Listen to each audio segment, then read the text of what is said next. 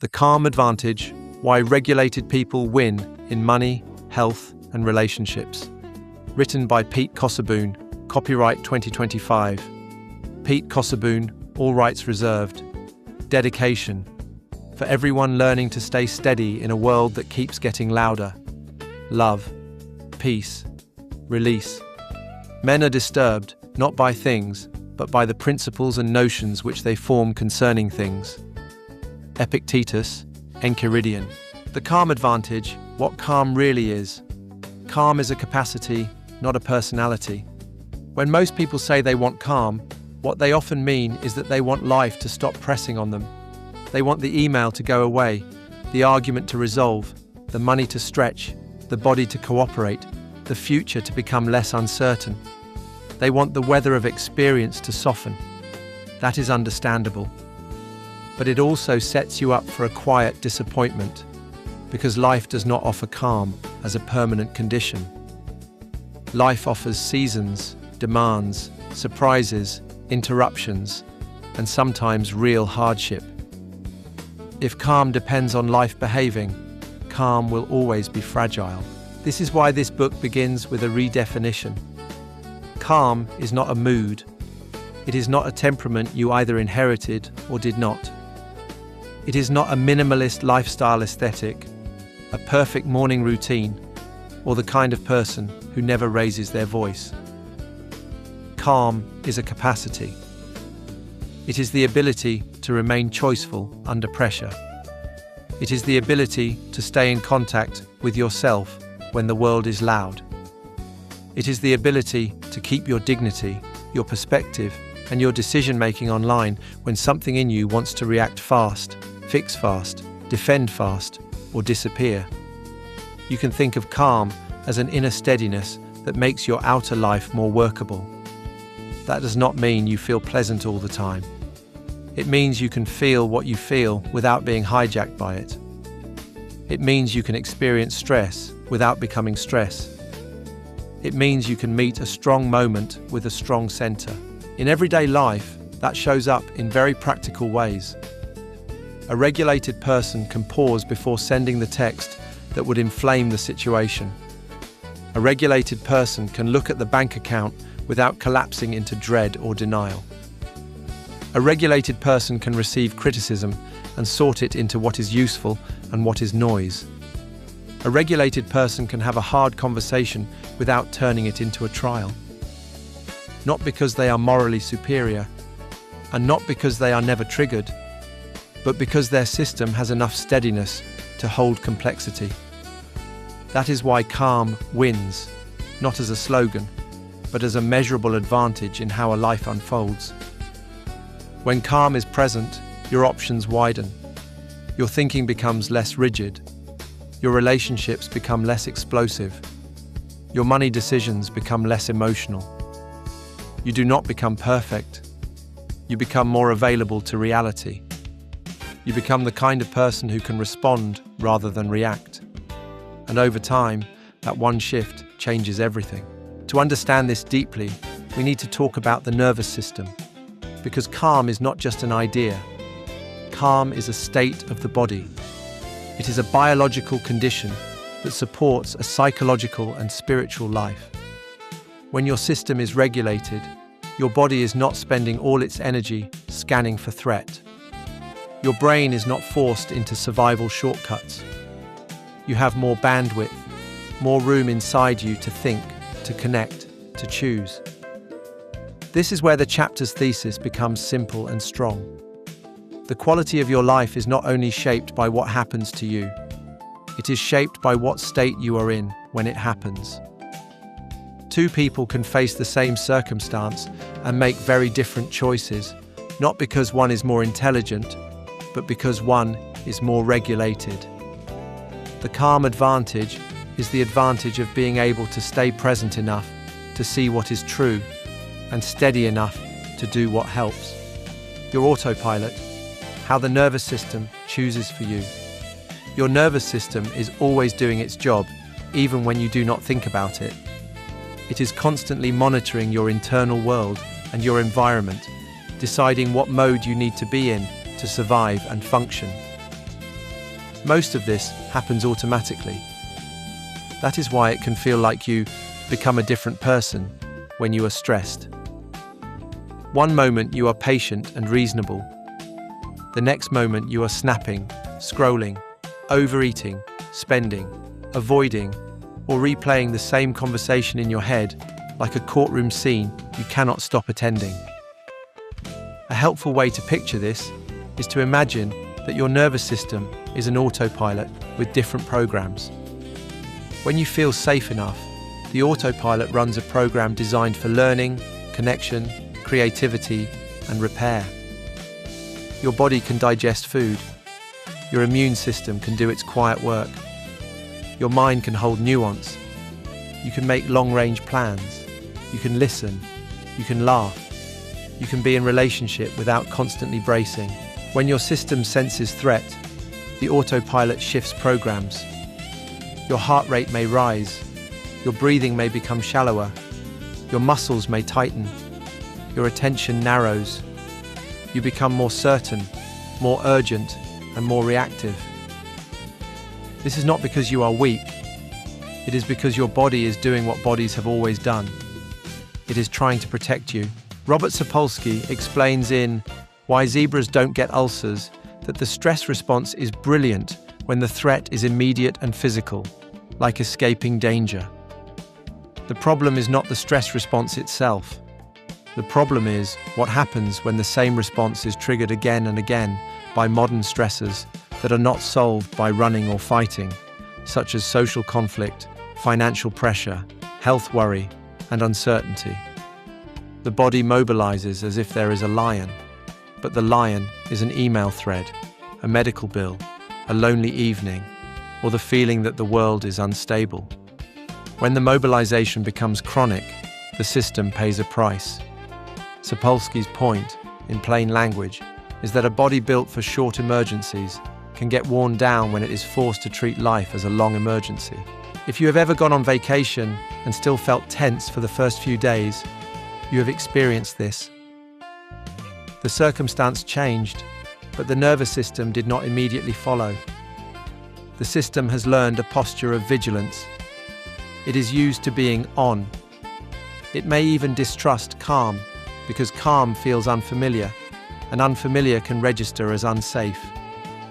This is where a key concept matters, and it is surprisingly simple. Your nervous system does not only respond to actual danger, it responds to perceived danger. It responds to what your body believes is happening, even if your rational mind knows you are not in physical threat. You can know you are safe and still feel unsafe. You can know a conversation is not life or death and still experience your body as if it is. Stephen Porges, in his work on polyvagal theory, uses the term neuroception to describe the nervous system's automatic detection of safety and danger. The important part for our purposes is that this detection is not a conscious choice. Your system is making assessments beneath your thoughts. It is reading tone of voice, facial expressions, speed of movement, posture, uncertainty, and past associations. It is also reading your internal cues like hunger, fatigue, pain, and sleep debt. When neuroception tilts toward danger, your body prepares for defense. When neuroception tilts toward safety, your body allows for connection and restoration. Here is the calm advantage in one sentence. Calm is what becomes possible when your nervous system is receiving enough cues of safety to keep your higher capacities online. That phrase, higher capacities, is not mystical. It refers to very real mental functions that disappear under threat. Under stress, you are more likely to make decisions that relieve discomfort quickly instead of decisions that serve your future self. Under stress, you are more likely to interpret ambiguity as danger. Under stress, you are more likely to make other people the enemy or make yourself the problem. Under stress, you are more likely to choose certainty over truth. You do not have to be ashamed of that. You simply have to be honest about it, because this is where change begins. If you keep treating your reactivity as a character flaw, you will try to fix it with self-criticism, which is itself a threat cue. You will try to force calm through willpower, which is like trying to steady a storm by yelling at the sky. The nervous system does not respond to scolding. It responds to safety, rhythm, and repeated experience. So the goal is not to become someone who never feels stressed.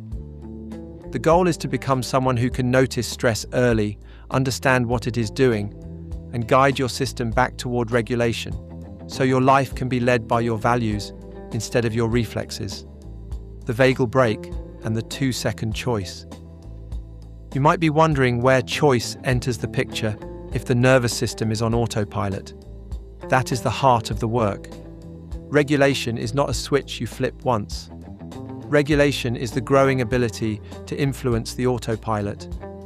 It is learning how to recognize what program is running and how to guide it into a mode that supports your best thinking and your best relating. One of the most helpful images here is the idea of a brake. When you are moving fast, you do not necessarily need to stop. You need to be able to slow down enough to steer. In the same way, when stress energy rises, you do not necessarily need to eliminate it. You need enough braking power to keep yourself from being thrown into the ditch. In polyvagal theory language, people sometimes refer to the vagal brake as a way of describing the body's capacity to slow the heart and return toward a calmer state. You do not need technical terms to understand the lived experience of this. Think of the last time you were about to say something you would regret, and then you stopped. Something in you applied a brake. Think of the last time you were spiraling in your mind, and then you took a breath and returned to the room. Something in you slowed the momentum. That brake is not only moral virtue, it is also biology. It is your system's capacity to downshift. This is where a central practice emerges that will repeat throughout the book, because it is the simplest doorway into the calm advantage. It is the ability to pause. The pause can be very small. It can be 2 seconds. It can be 1 breath. It can be a moment where you feel your feet on the floor before you answer. It can be the difference between reacting and responding. You may have heard a version of this idea through ancient philosophy. Epictetus says in the Enchiridion that people are disturbed not by things themselves, but by the judgments they form about those things. That line has lasted because it points to a space inside experience. Something happens, and then meaning happens. Calm is often the ability to slow down enough to notice the difference. Modern psychology gives a similar insight, but with a different emphasis. James Gross, in his work on emotion regulation, describes regulation as the process by which we influence what emotions we have, when we have them, and how we experience and express them. If that sounds complicated, it becomes simple when you see it in daily life. You do not control whether a stressful email arrives. You do not control whether a relative makes a comment that hits a sore spot. You do not control whether you feel a flash of fear when you look at the calendar or the bills. But you can influence what happens next. You can influence whether you escalate the emotion with catastrophic thinking or whether you bring yourself back to the present. You can influence whether you discharge the stress by attacking, avoiding, or numbing, or whether you discharge it through a clean action that helps. One of the most practical strategies in Gross's model is reappraisal, which means changing the meaning you assign to a situation. Again, you do not need the term. You have done this whenever you have said to yourself, "This is hard, but it is not a disaster," or "I can handle this one step at a time," or "This is feedback, not a verdict." Reappraisal is a top-down strategy. It uses the mind to guide the nervous system. But calm is not only top-down. Calm is also bottom-up. It also comes through the body, because the body can send safety cues faster than thought. This is why a pause is not only a mental concept. A pause is a physical event. When you pause, you interrupt the cascade. You create a chance for a different program to run. This is why the calm advantage is not merely thinking positive. It is training your system to widen the space between trigger and response. In that space, you can recover access to the part of you that can see options. In that space, you can return to what matters. In that space, you can remember that the goal is not to win the moment. The goal is to build a life.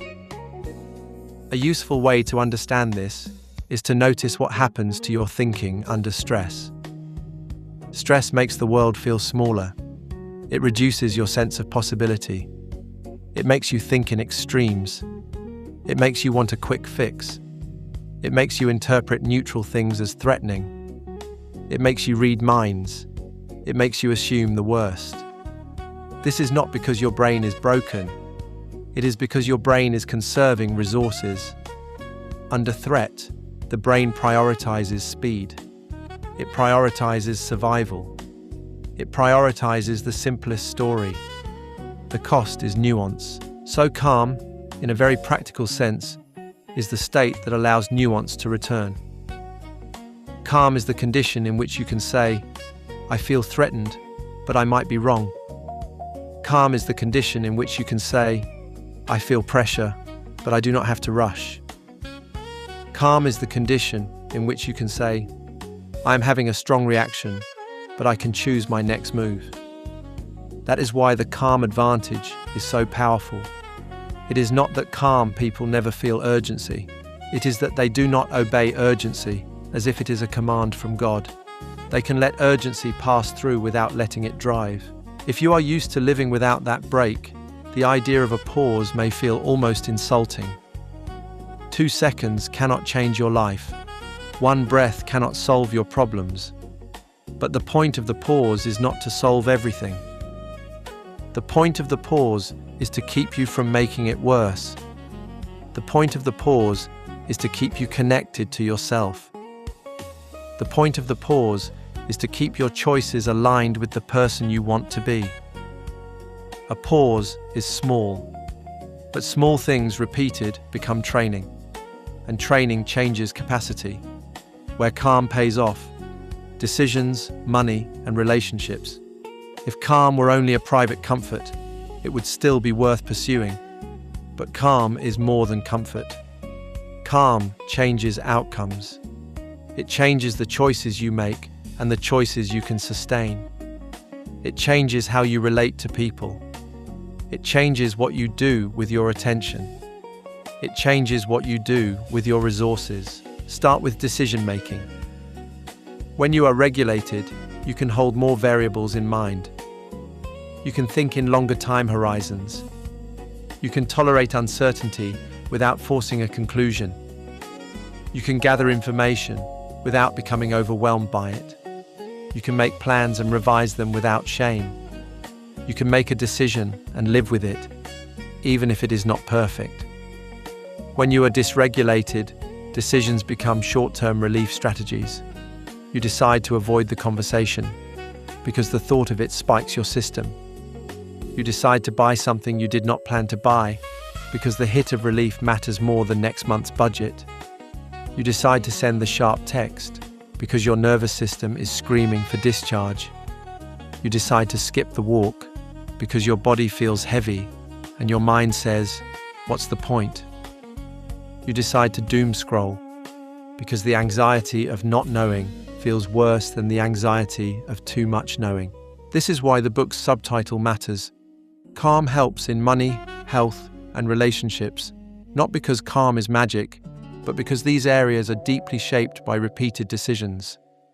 Money is not only math, it is behavior. Health is not only knowledge, it is consistency. Relationships are not only love, they are patterns. A regulated nervous system supports better patterns. Consider money. Financial behavior is one of the clearest places where state matters, because money touches safety. When the nervous system reads danger, it tends to do one of two things. It can clamp down with rigid control, or it can chase relief with impulsive action. Some people respond to money stress by avoiding the numbers entirely. They do not look at the account. They do not open the email. They do not want the stomach drop. This is not laziness. This is a threat response. Other people respond by trying to feel better quickly, and spending becomes a temporary anesthetic. Again, this is not stupidity. It is a nervous system trying to escape discomfort. If you have ever wondered why you can know what to do financially and still not do it, the Calm Advantage gives you an honest explanation. Under stress, your system prioritizes immediate safety and immediate relief. Long-term planning requires a sense of safety. It requires cognitive bandwidth. It requires the ability to tolerate discomfort without fleeing it. This is why the Calm Money Plan, which we will build later, is not primarily about complex strategies. It is about making money behaviors easier for a human nervous system to sustain. It is about reducing the number of decisions you have to make. It is about automation, simplicity, and small buffers that tell your body, we are not in immediate danger. It is about replacing shame with clear seeing, because shame itself creates danger signals, and danger signals create avoidance. Now consider relationships. Relationships are also a nervous system event. People like to imagine that relationship problems are mostly about communication skills or compatibility. Those matter. But beneath them is a simpler truth. When people are dysregulated, they misread each other. They become defensive. They interpret tone as threat. They escalate quickly. They stop listening and start preparing arguments. They try to win the moment rather than protect the bond. They turn pain into power struggles. When people are regulated, they can stay curious. They can hear feedback without collapsing. They can express needs without attacking. They can pause and choose timing. They can repair after conflict. They can hold the fact that two people can be upset at the same time and still love each other. Calm is not what makes relationships perfect. Calm is what makes repair possible. Calm is what allows you to come back to each other instead of staying trapped in the story of who is right. Health is similar. Most people do not need more information about what supports health. They need more ability to follow through when life is pressuring them. They need more ability to self-regulate when they are tired, lonely, stressed, or discouraged. They need to be able to return to the basics without the drama of, I failed again. Calm supports this because calm reduces the inner chaos that makes consistency hard. Calm is what allows you to say, I can do a small version today, rather than swinging between extremes. This is why calm is a practical advantage. It is not soft. It is not weak. It is not a luxury. It is the foundation for any long-term change that has to survive real life. And now we come to the spiritual undertone, which is not separate from the science, but deepens it. The spiritual undertone. Calm as orientation to reality. If you read this book with a purely mechanical mindset, you will still benefit. But there is a deeper dimension that deserves respect, because human beings are not machines. We are meaning makers. We do not only need tools, we need orientation. We need a way of relating to life that does not collapse when things are uncertain. Science can tell you what stress does to the brain. Science can explain what chronic activation does to the body. Science can offer strategies that reliably shift your state. All of that is valuable. But science does not answer the question that often sits underneath the stress response, especially in midlife and later life. What does it mean to live well when life is not fully controllable? What does it mean to be steady when the world is changing? What does it mean to be a person who can face reality without being hardened by it? This is where spiritual wisdom, at its best, does not compete with science. It completes the picture. Spirituality, in the way this book uses the word, is not about joining a tribe or forcing yourself to believe something. It is about the practice of returning to what is real. It is about living from a deeper center than reactivity. It is about learning how to be with life as it is, so you can respond with clarity and compassion. There is a reason contemplative traditions across cultures focus on attention, breath, and the training of the mind. Long before there were brain scans, people noticed that a scattered mind suffers and a steady mind sees. They noticed that fear distorts perception. They noticed that anger narrows the heart. They noticed that the ability to pause is the beginning of wisdom. When you bring that spiritual lens into nervous system regulation, something powerful happens. Regulation becomes more than a technique. It becomes a form of integrity. It becomes a commitment to not letting your worst moment become your leadership. It becomes a commitment to live from your values, even when you are activated. This is why the calm advantage is not only about feeling better. It is about being better able to love, to choose, to serve what matters, and to live with fewer regrets. If you come from a prayer tradition, you can understand regulation as a form of prayer in motion. Not prayer as begging for outcomes, but prayer as orientation. Prayer as the choice to return to the center. Prayer as the practice of remembering what is true when your nervous system is shouting. Even if you do not use the word prayer, you can still understand the principle. You can treat the pause as devotion. Devotion to clarity. Devotion to reality. Devotion to the life you are building, rather than the impulse you are obeying. And if you come from a secular background, you can understand the same thing as commitment.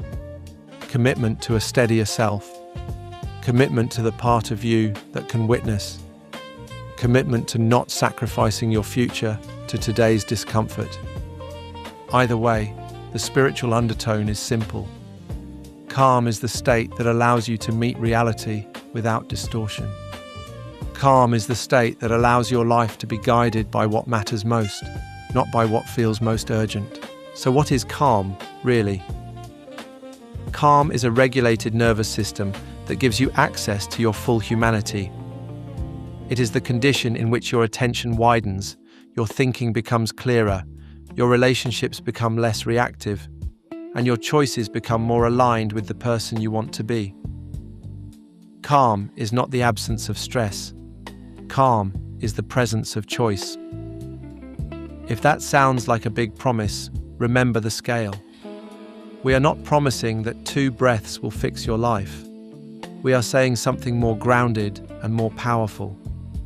We are saying that your state shapes your choices shape your patterns, and your patterns shape your life. Calm is the advantage of shaping that process from the inside out. In the next chapter, we will make this even more practical. We will look at what happens to the brain under pressure and why intelligent people can make choices they later do not recognize as their own. When you understand the biology, you stop shaming yourself. When you stop shaming yourself, you can actually train the skill. And when you train the skill, the advantage becomes real.